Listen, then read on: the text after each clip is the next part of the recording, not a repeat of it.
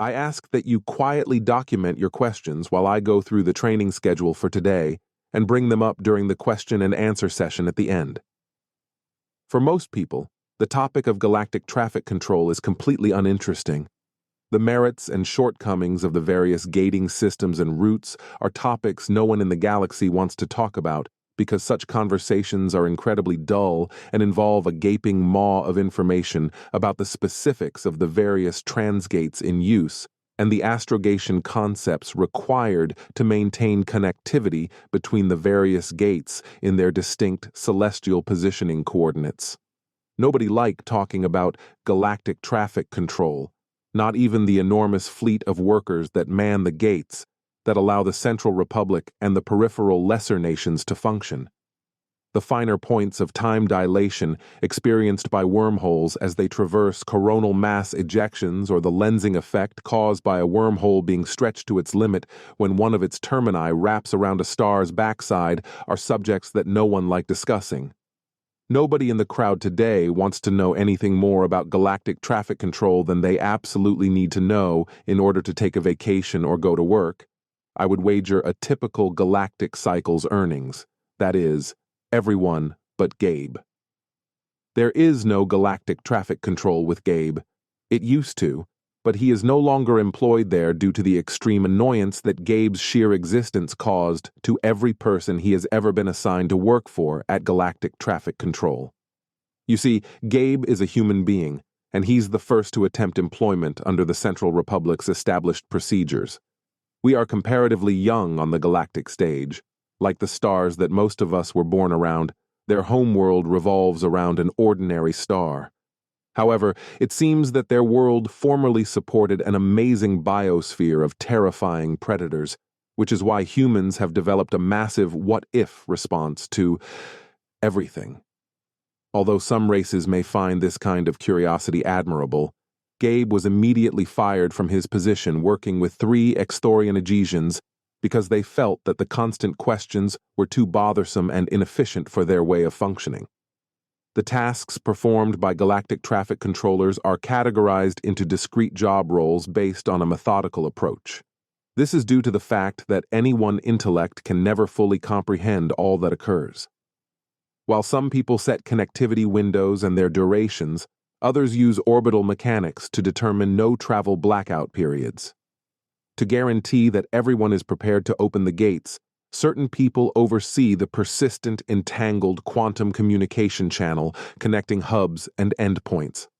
In addition, there are a plethora of additional jobs that lurk beneath the obvious ones. Although none of you need to be an expert at any of these activities, Gabe felt that a traffic controller needed to be knowledgeable about everything, which is why your training today is focused on that reality. It appears that air travel and suborbital transit are still widely used methods of getting around the globe and arranging regular transportation to in-system colonies on the human world.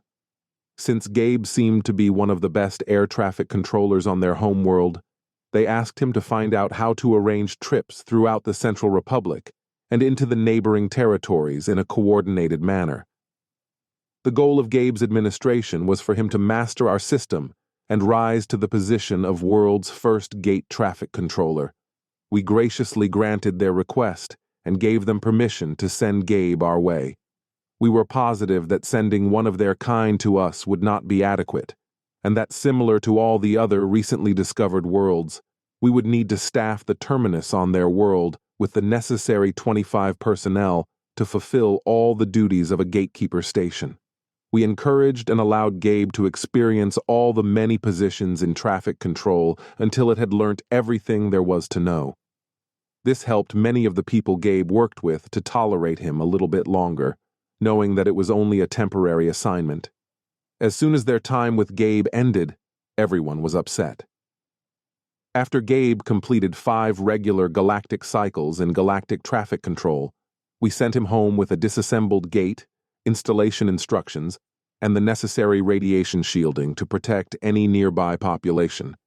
We transmitted Gabe 73 petabytes of technical data so that humans could build the necessary quantum entanglement relay, comm components, and terminal.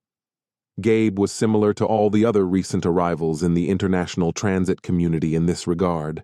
We offered to bring over a team of engineers to construct everything for them, and we also gave them the information they needed to make their own equipment. We gave the humans, like all the other new initiates into the galactic community, 15 cycles to finish production and prepare our plan to send an engineering team to them in 10 cycles. At this point, I know you're all wondering why we're holding this training session. The reason for today's instruction is that the human world requested yesterday that we link their quantum entanglement communication system to the galactic network and start accepting gate traffic from the furthest reaches of the galaxy. In addition to building the first gate transit terminal, Gabe and his fellow humans have also duplicated the parts we supplied with Gabe and have switched to utilizing gates for a large portion of their interplanetary travel. During Gabe's tenure with us, he not only successfully established a single terminus operating on the human planet in 5 standard cycles, but he also developed a subsystem during that time that utilizes their homeworld as its primary hub. This is Gabe for all of you. Gabe is a person.